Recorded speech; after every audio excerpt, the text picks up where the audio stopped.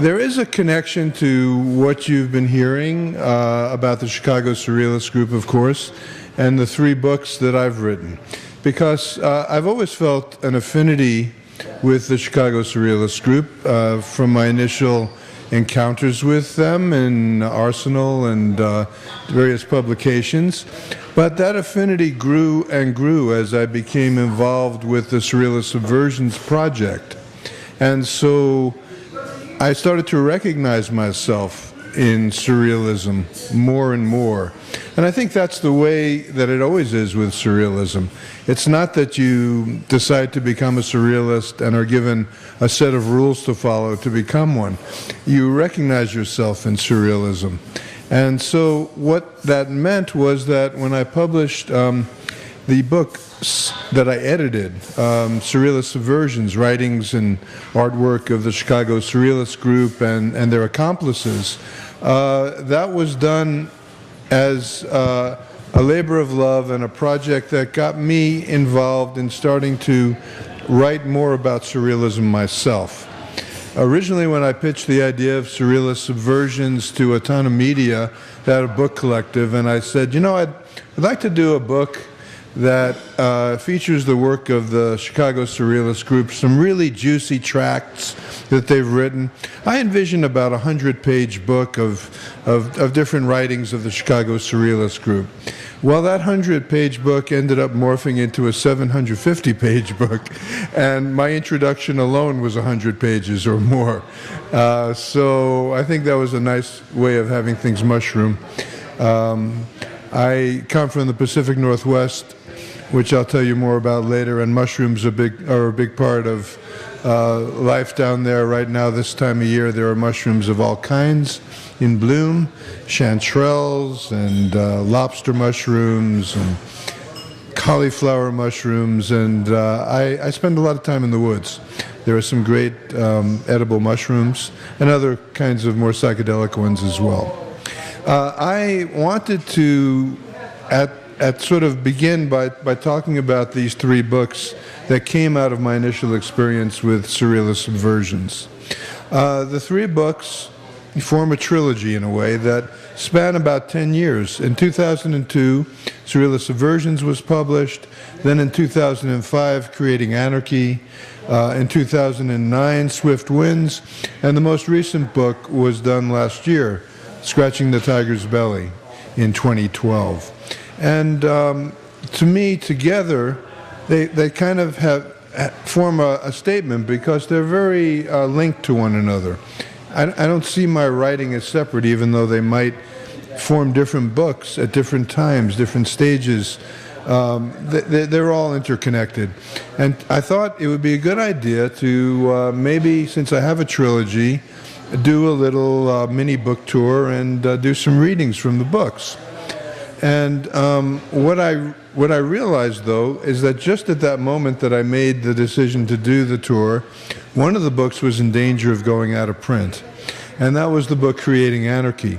Creating Anarchy was published by Fifth Estate Books, and Fifth Estate is the longest-running anti-authoritarian periodical in North America. So they have put out this magazine for a long time. They were going to do a little experimentation to see if they wanted to actually be a book publisher. And I was their experiment. They decided that actually, while they liked my book very much, they couldn't really publish any other books. They really weren't set up to be a book publisher. They needed to put all their energy into the magazine. So consequently, that book was in danger of going out of print. And fortunately, Ardent Press in Berkeley, California, came to the rescue.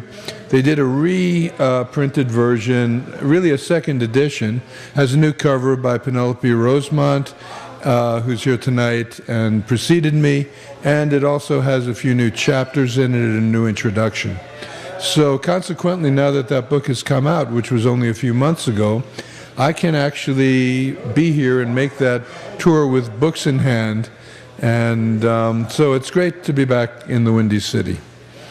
And I would like to say a few words just off the top of my head kind of things about the connections between anarchy and surrealism, and then I'll do some readings from the books. I guess one of the main things that I want to say is, you know, people who come to anarchy or who come to surrealism do it for various reasons, and there are various compelling reasons and non-rational emotional connections that people have. For me, what interests me most about anarchy and surrealism is their interconnections. I'm interested in that crossroads between the two, the links between the two. The way in which they intersect is what's exciting for me. So that's really what this trilogy is about. There have been many books written about anarchy, many books written about surrealism. These books sort of have that as their focus. In some of the pieces in the books, it's very clearly the focus. In others, it's part of a puzzle, and you can see how it might fit in that particular, you know, puzzle. And so that's where I'm coming from in terms of both anarchy and surrealism. Basically, to say a few words about how they interconnect, Bakunin, the anarchist, is very famous for his statement, "The urge to destroy is a creative urge." And the way that I see it, surrealism has within it both the idea of destroying reality, or destroying the distinction between dream and reality, the artificial dichotomy between the two, and also creating something new, moving towards a world in which people can live more poetic lives. The kind of way in which life can be more of connected to poetic expression. And in some ways that's where Gale is coming from in her rant against work. Work gets in the way of leading a more poetic life, as we all know. So that's part of the larger context of where something specifically like how we view work might fit in. And of course, I'm really only speaking for myself. These are my own ideas on how these things are connected. One of the things that also stands in the way is the idea of miserablism that Gale mentioned. Miserablism is not only a system for creating misery, but for the idea that misery is the only possible reality. A surrealist is interested in challenging reality. So in challenging reality, challenging the assumptions that our lives are based on, that's pretty deep. It goes to the root of so many things. And that's the connection with anarchy. Anarchy also sort of seeks that upheaval, the idea of demanding the impossible. The impossible only seems impossible on realistic grounds. If you are interested in unseating reality, then you can move towards the impossible. And so what seemed to be impossible is really not without possibility. And so it shatters the glass of possibility. And miserablism is what keeps people sort of separated, doesn't allow them to enjoy the collective adventure of mutual aid. And one of the ways that that works is through what I call mutual acquiescence. People, instead of aiding each other together to move beyond reality, drag each other down into the mire of reality. And I think that's what you were talking about, Gale, about how people view work, that experience you had when you presented the idea of abolishing work. That's mutual acquiescence. It's the exact polar opposite of mutual aid. Mutual aid is a basic anarchist principle. Mutual acquiescence is the way we collude with our own oppression. And so not only is there oppression that's very real, that comes down from above, but we also encourage ourselves to fit into that oppressive mode of being through this idea of mutual acquiescence. Our friends, we surround ourselves with friends that tell us, you know, get with the program, you know, you have to fit in, what's your problem, you know, stop whining, all the rest, right? So what I'm interested in doing is kind of challenging a lot of those assumptions. And in a way, what I'm talking about is about the whole concept of refusal. Refusing to accept what most people accept automatically. I'm in favor of automatic writing, but not automatically accepting oppressive relations.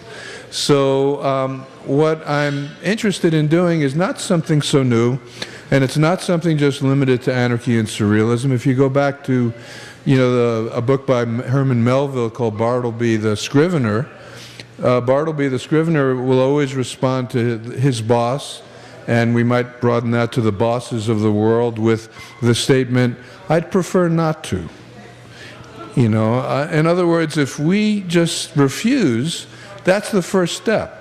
That's the first step to getting beyond where we are, whether it's refusing your boss and all other authority figures or refusing to accept the ground rules that are foisted upon us. And I think that's the way we discover more about who we are. Penelope mentioned Jane Cortez, and she has some great lines in a poem that have always been inspiring to me. Find your own voice and use it. Use your own voice and find it. Find your own voice and use it. Use your own voice and find it. That's almost, those are words to live by, to discover who you are and how you can create something new with others. It's a collective adventure, right?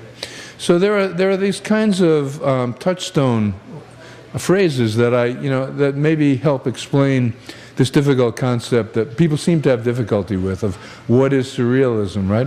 One of the other touchstones for explaining that for me is the jazz musician, poet, and interstellar traveler Sun Ra.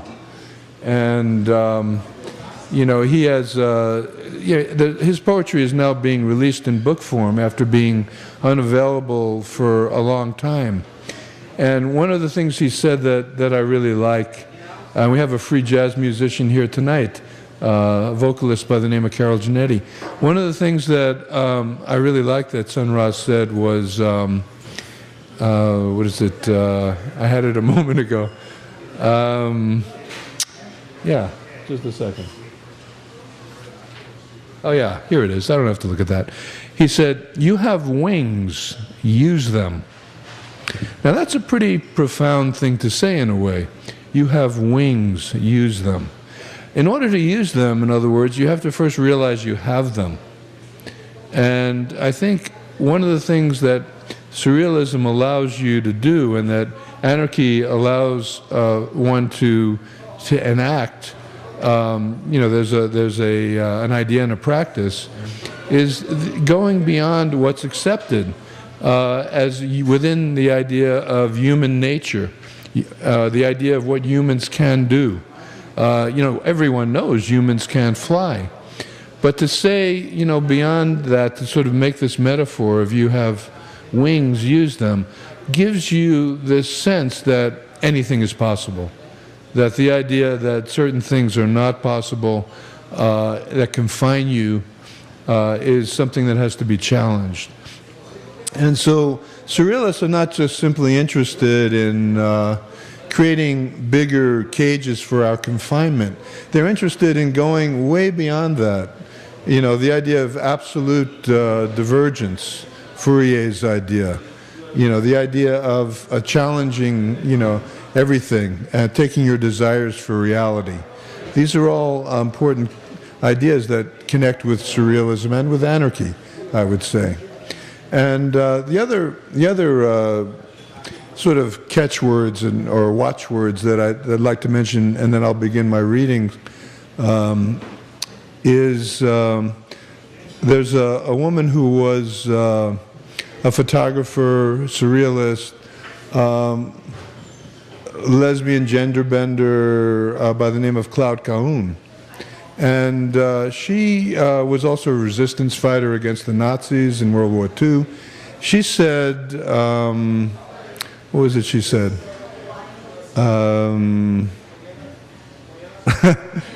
Once again, I kind of have to refer here. Oh yeah. Open up and someone will knock. Right? Open up and someone will knock. that's sort of you open yourself to what can happen, right? And something will. And then you can figure out what to do with that and how that might take you to the next level. So for me, those are the kinds of things that motivate my idea of what anarchy and surrealism is all about.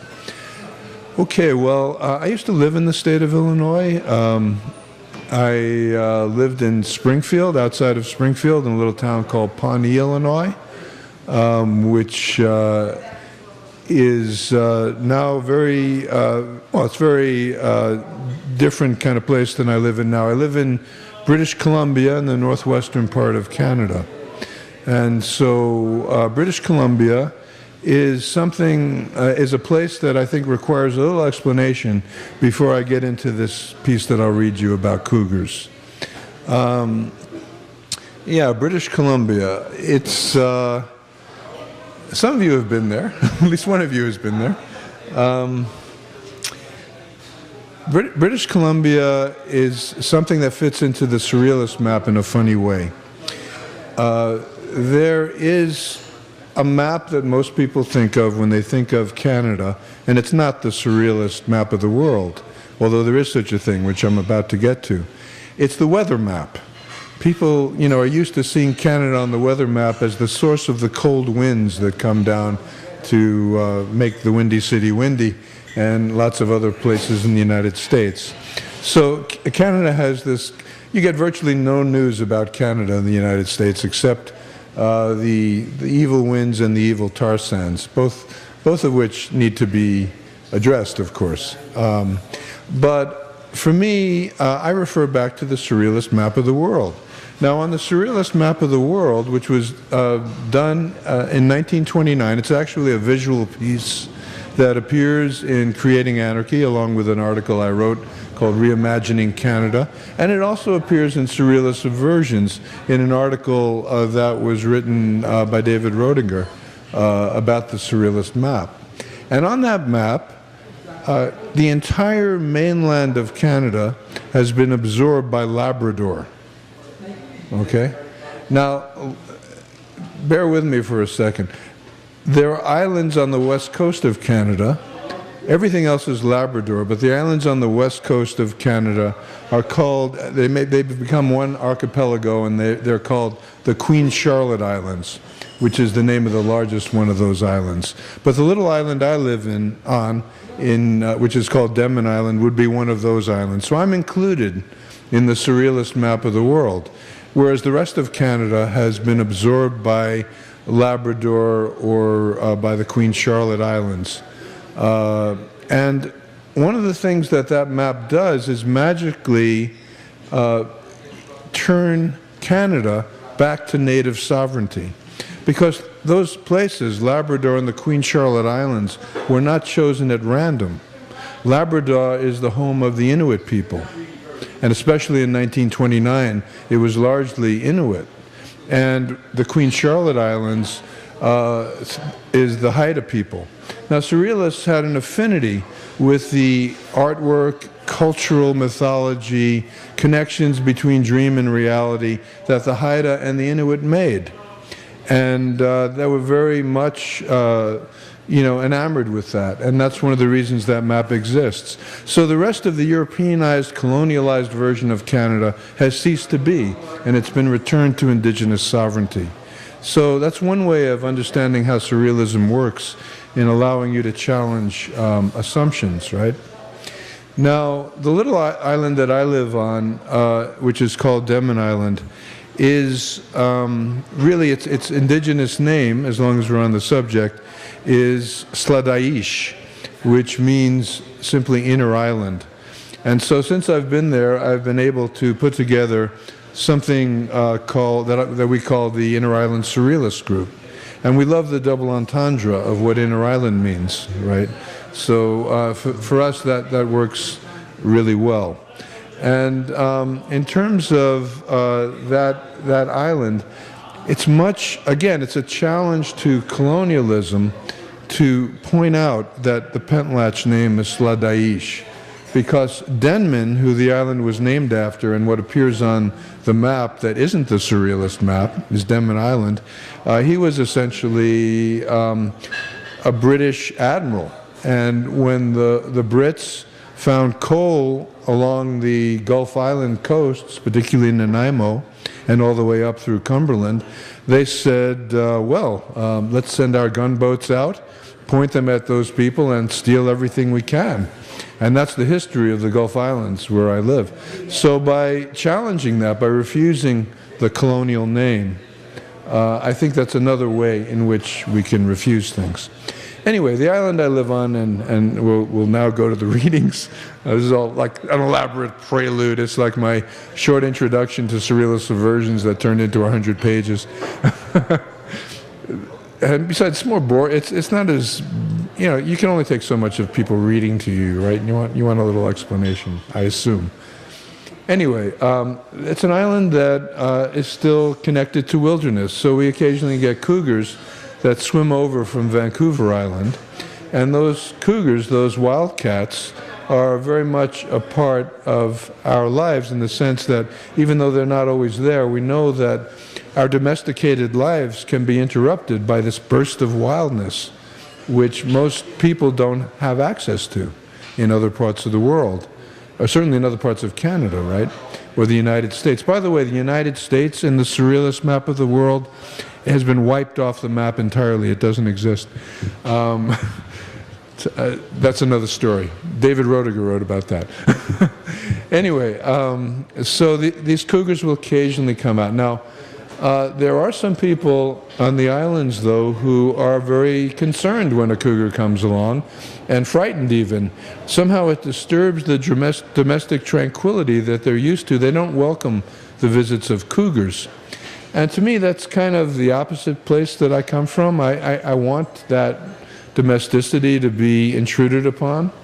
And I don't view cougars as the problem. In fact, one of the reasons cougars swim out from Vancouver Island to our little island of Sladaïsh is because developers are gobbling up all their habitat, okay, and rapidly. And so they're looking for another place to live. Sladaïsh, where I live, is a wonderful place if you're a cougar because there are lots of deer and no other predators. So they can actually smell them. It's about 5 miles from Vancouver Island, and they can smell the deer, and they'll come out, right? So to me, I'm much more concerned about voracious developers than I am about voracious cougars. They're what I'm really opposed to, and what I think we should be warned against, right? Thank you. Anyway, I've kind of done a lot of things in relation to the development and sort of fighting development on the island. One of them is this little piece that Gale alluded to. Every time a cougar swims out to Denman, we have a local weekly newsletter, and they usually reprint this warning about what to do when you see a cougar, because this is this event that is a very scary event for some people. Not that cougars aren't to be respected, but what I decided after reading this for the 5th time in the local newsletter, I all of a sudden, sort of in reading it, realized that it would be so simple just to substitute the word developer for the word cougar and see what happens. I didn't really know what would happen, but I thought I would try. It's kind of a détournement thing, so I'll do that.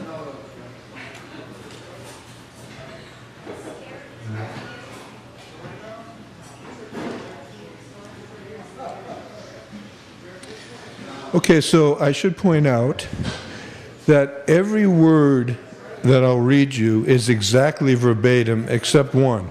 Wherever the word cougar appears, I've substituted the word developer.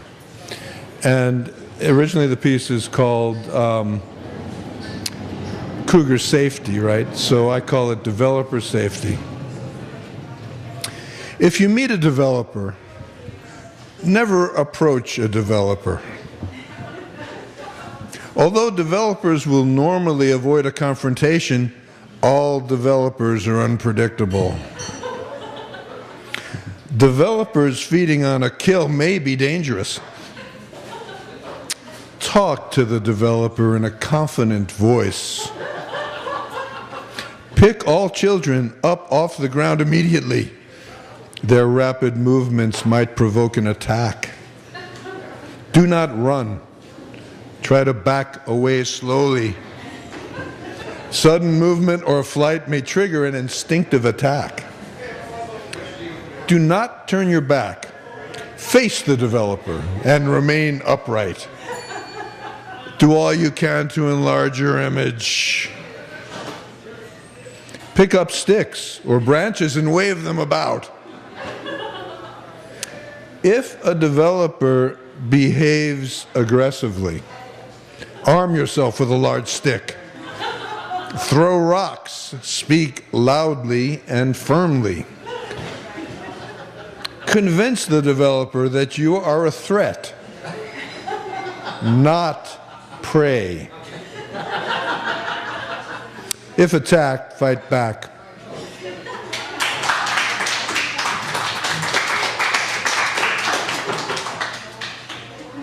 All right, so let that be a lesson to you.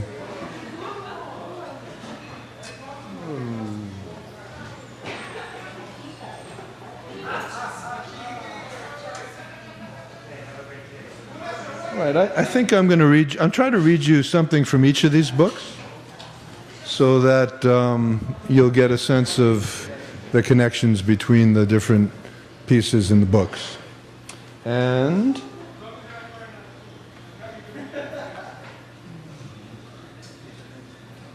I'll read you something, though, first from Swift Winds, which is the book I just read from. This is a book that's published, it's a pocket-sized book, right?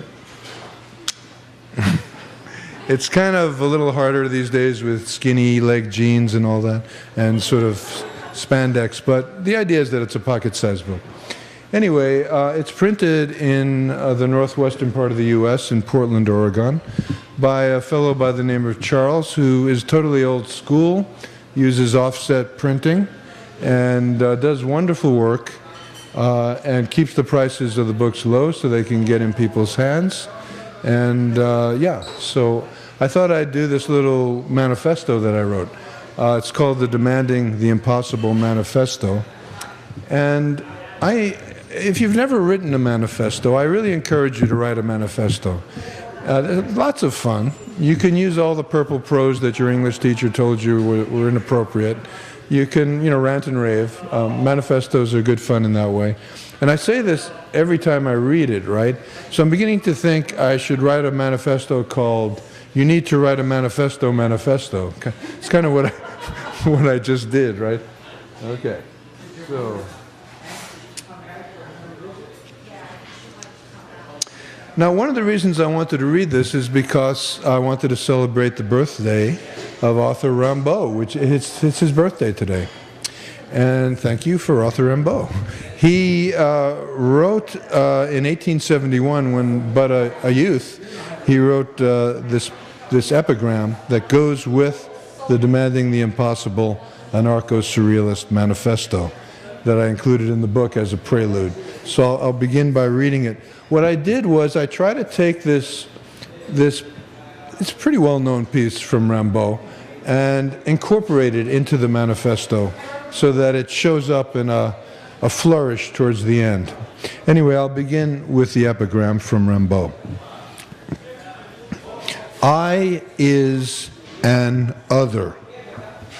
So what if a piece of wood discovers it is a violin?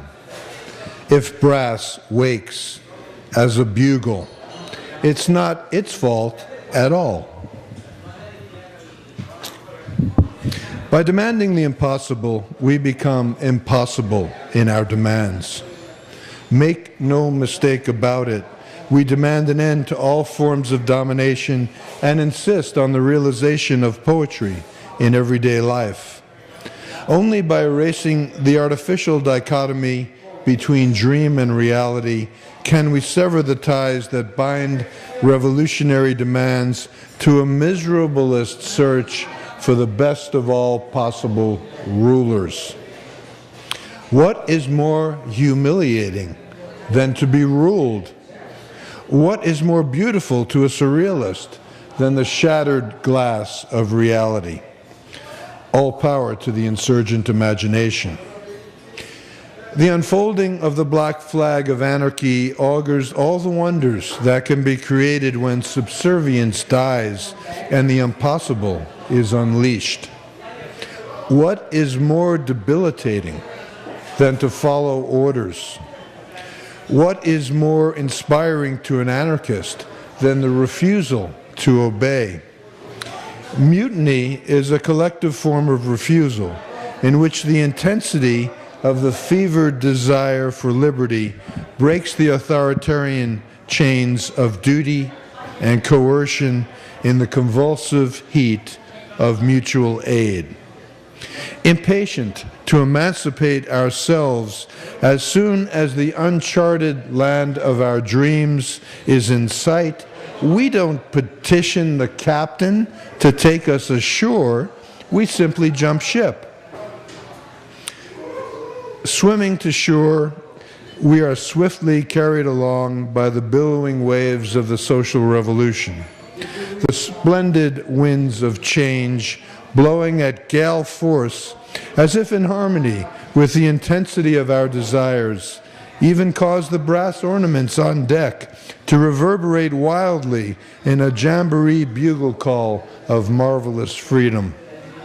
Looking back, we see the floundering ship of state from which we have only narrowly escaped with our lives suddenly hit a hidden reef and explode into a shower of debris. In awe, we watch the flying splinters of wood transform themselves, as if by alchemy, into 1,000 screaming violins. In spontaneous freedom, they improvise with the Aeolian harp sound of the wind, the ocean's leonine roar, and the seagull's incessant cries, all vibrating together in the surreal key of anarchy. Reality is no obstacle now, as the impossible looms before us on the horizon like the purple aura that circles the moon in a subversive halo of mad love. We dance all night on the beach in sweaty abandon, swim naked in the coolness of the moonlight, then fall asleep in each other's arms, dreaming of anarchy and surrealism, the impossible compass points of a world turned upside down.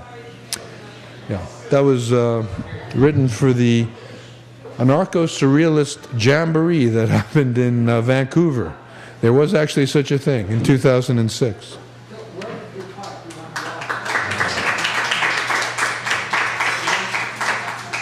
Yeah, I need my little matchbook here because I have my page numbers written down here.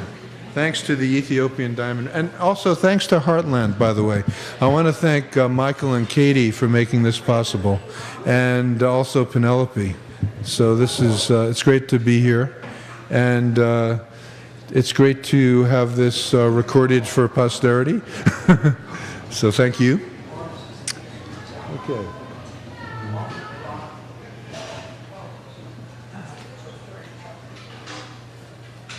Okay, I want to go back to a lighter note here, but nothing's ever entirely light. This is from Creating Anarchy, the first of the trilogy.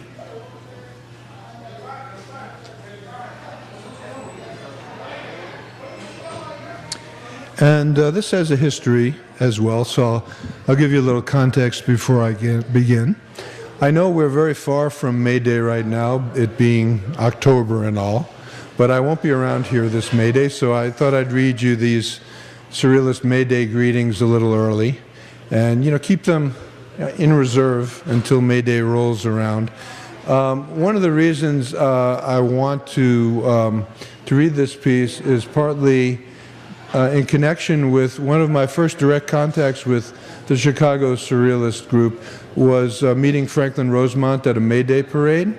And so May Day has always had a special place in my heart for lots of reasons. That's one of them. Another connection I have for May Day is this wonderful May Day celebration happens in Minneapolis. And the Heart of the Beast Puppet Theater puts it on. And they have a whole day of May Day celebration, a massive parade that's very participatory. People join in. It's one of the best parties in the Midwest. I really would suggest anybody go up there. There's a pageant that happens afterwards, and then things sort of filter out into Powderhorn Park, and people hang out, and bands play, and it's really very sweet, totally free. If you can imagine, as you can imagine, Minnesota is very glad when May comes and the sun finally arrives. So they have some folks who are the sun runners, who they are actually in a boat on an island off of where the pageant happens, and people are sitting on the hillside cheering them to come, and people go, sun, sun. And we're talking about thousands of people doing this. I mean, literally thousands of people come to this.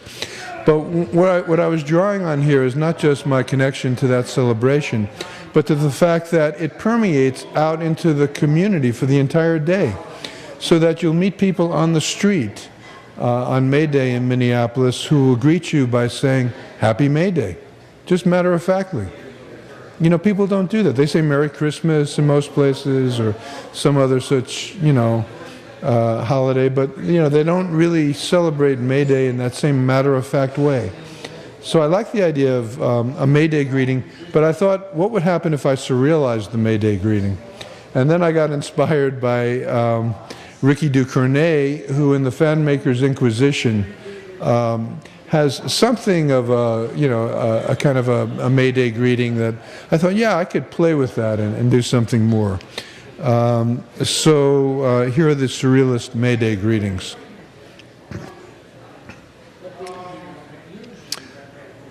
A day devoted to the memory of life before wage slavery. An entire month devoted to dreaming of orcas. A festival in honor of the phallus and the clitoris, of the orgasm, the opening of an academy devoted to the erogenous zones. A day set aside for the public mourning of life's errors and the great mistakes of the 20th century. Lots of them, right? A day devoted to international forums on masturbation. A month to honor habanero peppers, stinging nettles, ginger tea, and Belgian beer. An early spring devoted to the cultivation of the impossible. An entire century to condemn the WTO, World Bank, IMF, the Bastille, and the hangman's noose. A decade devoted to the erotic arts. A day to melt cannons down into wine goblets, water pipes, and cowbells. A wild month of midnight balls, hot fiddles, sawdust dance floors, free jazz and freestyle rap poetry. A day of rest to welcome the herring run. Another devoted to oyster catcher mating rituals. Still another to celebrate the hoodoo magic of winged frogs and the tree frog radio insurrection. And a lifetime to honor the slain Haymarket martyrs, whose death in 1886 did not stifle the bright fire of anarchy that burned brilliantly in their eyes. Alive, awake, aflame, we are united in mad love. Happy May Day. Yeah, I should probably explain, I should have done it first, but I'll do it now. Some of the references there. The herring run, for example, you might be thinking of herring in a very mundane way, but on the island where I live, the herring run is a major big deal because the entire island sea, the sea around the island, gets transformed from this dark, murky blue to Caribbean blue by the sperm of the herring that are unleashed by this massive amount of herring that come to fertilize the eggs.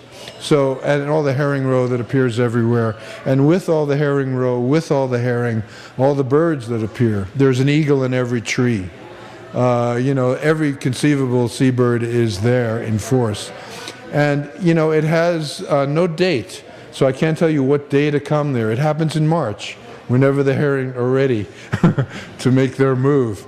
So that most tourists who come to that part of the world that I live in, they come in the summer because it's not raining so much and you're guaranteed more of sunny weather. And they miss the best event of all, which is the herring run. So, yeah, I wanted to sort of, I guess, what did I say there about the herring run?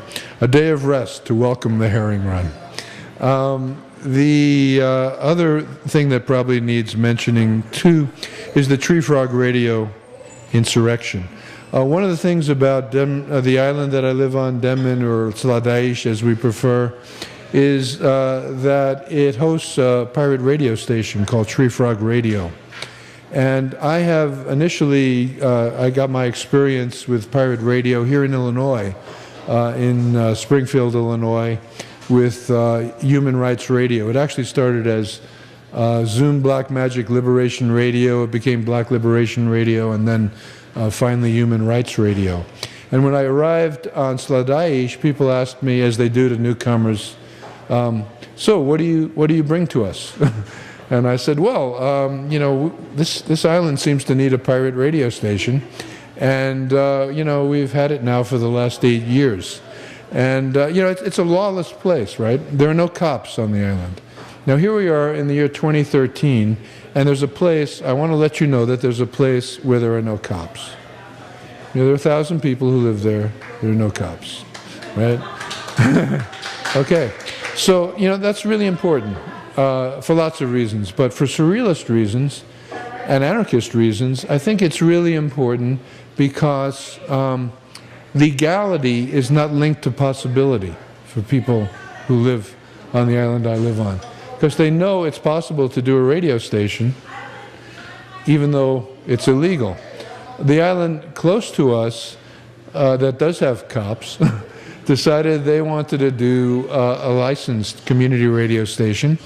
They started organizing for that station shortly after I arrived, and they finally achieved it 10 years later. In our case, you know, direct action gets the goods. We decided we wanted to do a radio station, and 6 months later we were on the air. So it's literally Tree Frog Radio. The antenna is perched in a tree. There's nobody here, right, from the FCC, but it doesn't matter anyway because the CRTC is what does it in Canada, not the FCC. So as long as there are no Canadian spies from the CRTC, I can safely say that. So yeah, it's very important part of this poem. And the other thing is the oyster catcher. I do a zine called The Oyster Catcher, which is now in its 10th issue. And it's named after this seabird that you find in lots of places throughout the world. One of the interesting things about it is its very queer mating habits. And it's very unusual ways of not only having sex, but also relationships between the birds that involve care of the young and so on. There's lots of reasons to love oyster catchers, but that's initially why I decided to name this zine The Oyster Catcher. And so I think I refer to it here as another day devoted to oyster catcher mating rituals. All of these things about challenging the idea of possibility and moving with the, I'll take any day off from work that they give you, but that's the way they sort of sold this idea to people. And there they are, you know, out in the streets, you know, parading, no longer for May Day, but for Empire Day.